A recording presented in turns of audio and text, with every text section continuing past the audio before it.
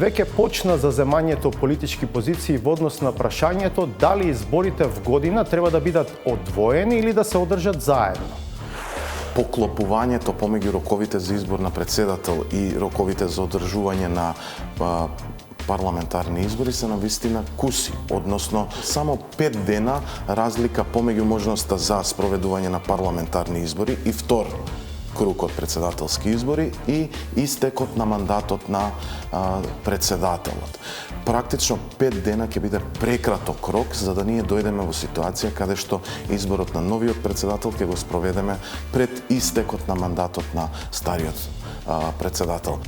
Јас секогаш сум бил противник на тоа да имаме споени избори и доколку ние се доведеме во ситуација да имаме избор на председател и нов собраниски состав, тогаш кампањата ќе биде